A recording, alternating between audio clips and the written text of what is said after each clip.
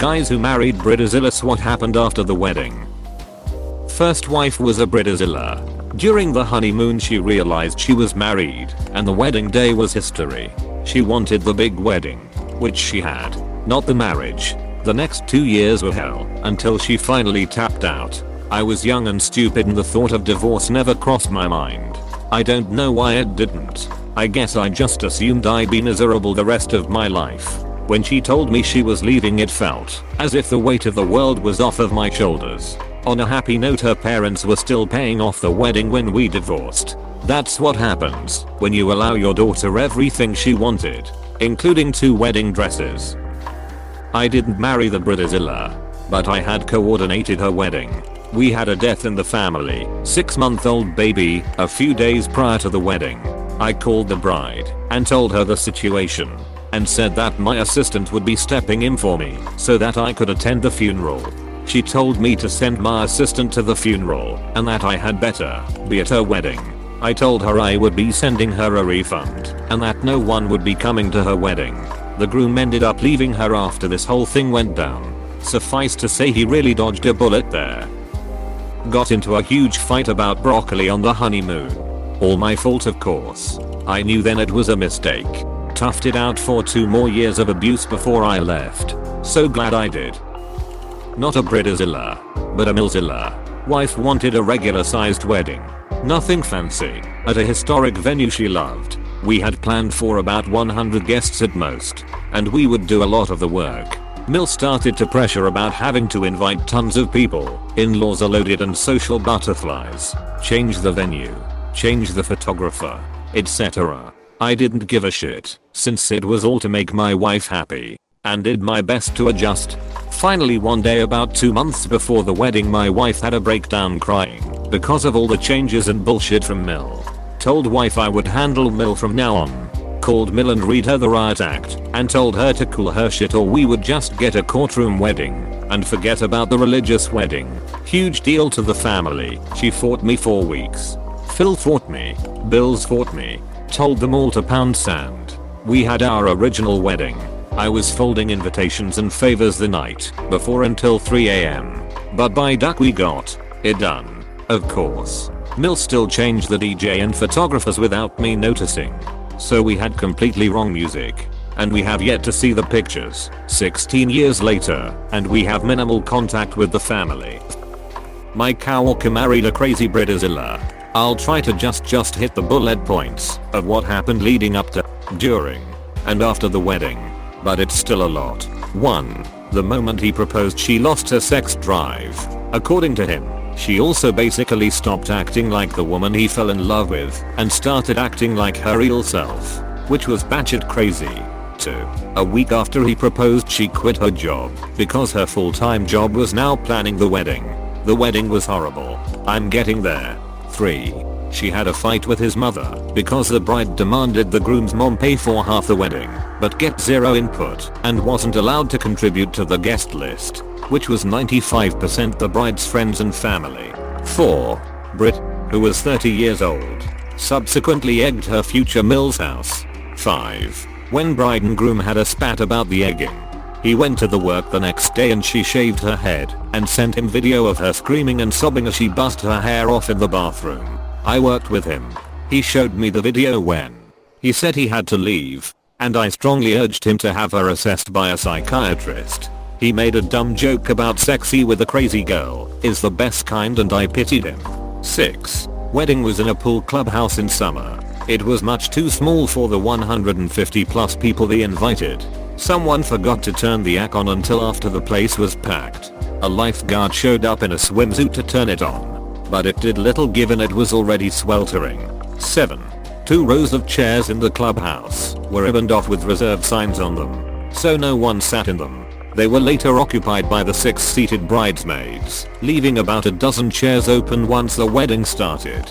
The one groomsman stood by the groom and didn't sit. Elderly people were left standing or reduced to sitting on the floor as there was no way to get to the chairs once the ceremony started. 8. Bride showed up 90 minutes late, having been unhappy with her hair, wig, and makeup, so she took it all off and did it herself. So all the guests are standing for the one 5 hours waiting for her. Groom was literally standing at the altar, sweating his ass off in a wool suit in the South's high summer, and was clearly not sure if she would show up. He looked like he felt sick. 9. When bride showed up, she burst into the clubhouse, marched down the aisle, and snapped at the officiant to hurry up and get started. 10. During the prayer, while the religious groom had his head bowed, she turned to wave at everyone. I don't pray, so I was looking up. Then she told her mother to go get her some water. She drank a bottle of water during the prayer and kept grinning and waving at people in attendance, paying zero mind to her groom in front of her. 11. When the ceremony was over, tables were crammed into the clubhouse and apparently only family and immediate friends of the bride had seats at tables. The rest of us were going to be standing outside during the reception, so I didn't see a dance, a speech, the cake cut, nothing. 12. The food was served outside in the southern US July heat with bugs everywhere. The bride made the groom go get her food over and over. He meekly stood in line with the other 150 people until people insisted he go sit and let them get food. Nope. She told him to get food, so he said he had to be the one to get her food. 13. She never left her table, never greeted any of her guests. 14. Apparently they had a massive fight as they were leaving the following day for the honeymoon. Bride laying all the failures of the wedding she planned at him and his mom's feet. She threw his luggage out of the car and tried to drive to the airport by herself, but he had their tickets and jumped on the hood to stop her from driving off in his car. 15. He got fired about a month after the wedding because he kept showing up late, leaving early, and leaving in the middle of day, usually because she called him with some crisis. 16. 1 year after the wedding, I got a thank you note for my wedding gift, which was signed by just the bride with a note that said, "As you may have heard, Ryan and I have had bumpy start in our first year as a married couple, and we are separated now. Thanks for the lovely gift." The divorced a couple months later. I have performed a few ceremonies that came about because things fell through for whatever reason, only one of which I had to walk away from. I had received a call from my sil that one of her friends was supposed to get married and the priest had passed away the week before. They didn't want to change the date and move anything, so they had asked if she knew anyone who could help out. I said sure. When is the wedding? It was supposed to be in an hour. Okay. I was on my way home from work, where I had finished up an important meeting. I miss meeting in person and was reasonably well dressed, so I called home to say I was going to be late. When I arrived, the happy couple had looked at me and asked if I had proper priest's vestments. No, I don't. And if I did, I would probably not be carrying them in my car. The bride had asked if I was able to go buy some and come back. I told her that I wouldn't begin to know where to buy something like that. The groom then told me that if I can't even try, then maybe I should leave. I did. My sil told me they cornered a priest at the church and told him he had to marry them or they would sue the church for a breach of contract and that it was the moral thing to do. They divorced 9 months later when her surprise baby was a different ethnicity than he was. Didn't help that he had a side piece as well. A bit of a change up, not a Bridezilla, but a groomzilla. A friend of my father was remarrying. It was both his and the bride's second time around, both in their early 40s, and an arranged marriage. Think Indian Orthodox Muslim stuff. The guy was an utter groomzilla.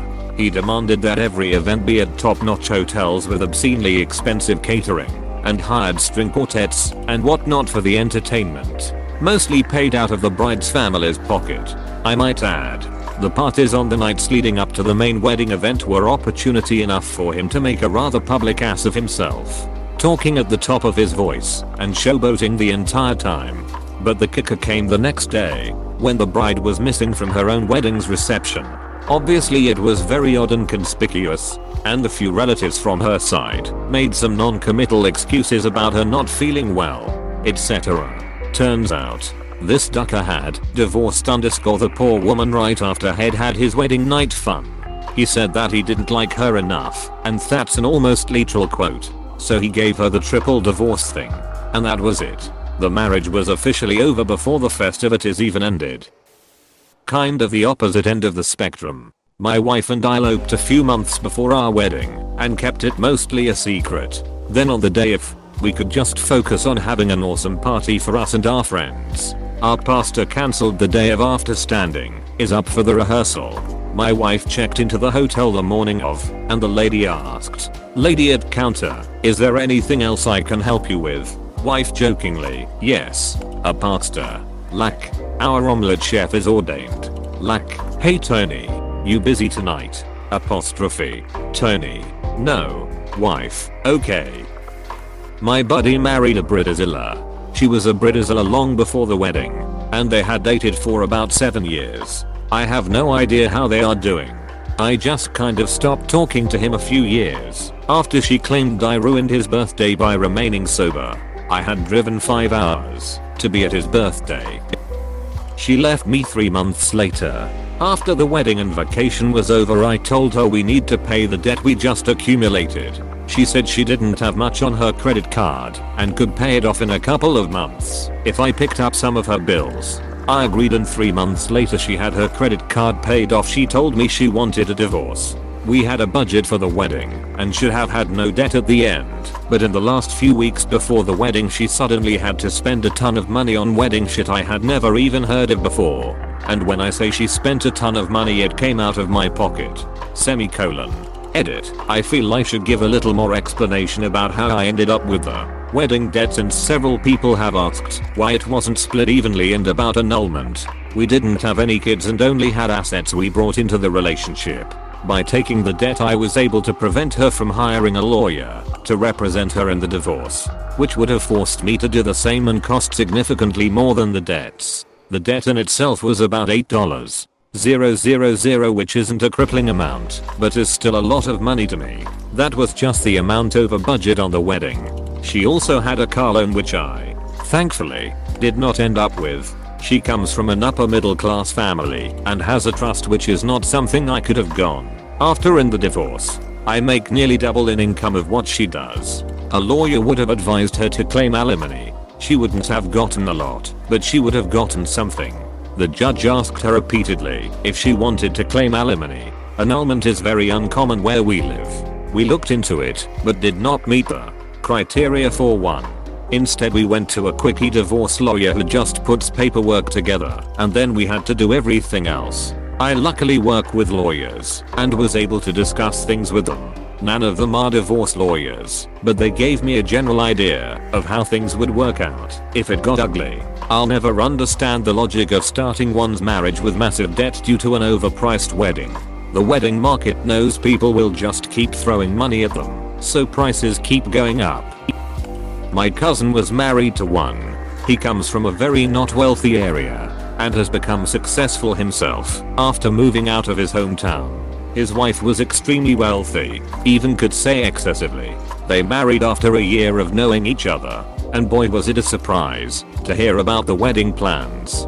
They spent plus $250K on the wedding, including catering by 5 to 7 different restaurants. Their food was from different cultures and cooked in front of you. Think almost hibachi buffet style. They even had servers in tailed suits and white gloves serving Taco Bell after midnight once everyone was drunk. Once they got married, she was spending more money than he could make. She was getting mad because he wasn't making enough while she wasn't working, and they hadn't had kids. They got divorced, and she gave him the ultimatum of getting his ring back or keeping the dog. He kept the dog. Her sister, a lawyer, helped her file a restraining order on him, and they haven't spoken since. Fuck her. But man, did he dodge a bullet. Edit. I forgot to say they finished the divorce papers exactly 1 year and 1 day after their wedding. Edit 2. I never expected my first award would be the famous wholesome. Cheers. Married for 7 years before I bailed. Best decision of my life. Got married again 5 years later to a girl that just wanted a justice of the peace wedding. Second best decision of my life. Courthouse weddings are the best. Ours was done in 30 minutes, and then we had Cajun food and sex. It was nice not being so tired from wedding prep and doings that you just felt like spending the honeymoon sleeping. Divorce after 2 years. She moved her stuff out while I was at work. I cried, and then, when I got remarried to someone new, I realized what real love was. Also, my ex shit herself on 5 separate occasions when she was blackout drunk because she was an alcoholic. So I don't miss that either. My sister was labeled a Bridezilla by the staff at her venue. I heard them. However, the chair coverings were red, supposed to be brown. There was no mirror in the bridal suite for her to get ready at. The photographer was late. The makeup artist was very late, hence the issue with the mirror. The buffet was totally wrong. Not a single dish she chose, and they charged $25 a person for what was to be a 4-tiered chocolate fountain, but ended up being a small plastic contraption that she saw them unboxing from Walgreens the day of. It's a convenience store. On top of it all, the waitstaff was 1/2 the number the contract stated, and the DJ refused to honor the playlist selected. So, yeah, she lost it at the venue. My brother's fiancé went off on my mom in front of me and my sister when he was 45 minutes late to the rehearsal due to his best man's car tire blowing out. Where is your asshole of a son? Exclamation mark. Exclamation mark. Question mark. Dude should have never showed up for the wedding. Not only a Bridezilla, but a total utter sociopath. Her life was completely fabricated, and her parents, who didn't show up for the wedding, called my mom to tell her the truth about it the day after. She had a rap sheet a mile long and a prison record. But my brother, who just wanted to believe that people can change, stuck it out for 7 years. Don't do that. Don't ever do that. My mom was a mother of the Bridezilla. She's an alright lady generally, with her annoying habits here and there, but damn. Woman cried because we refused to have a receiving line. We got married in our backyard. The reception was on the other side of the yard. Why the shit would we have a receiving line? Exclamation mark. She was beside herself for the better part of an entire year, worrying what we would do if it rained. We had a giant tent and ordered like 20 umbrellas.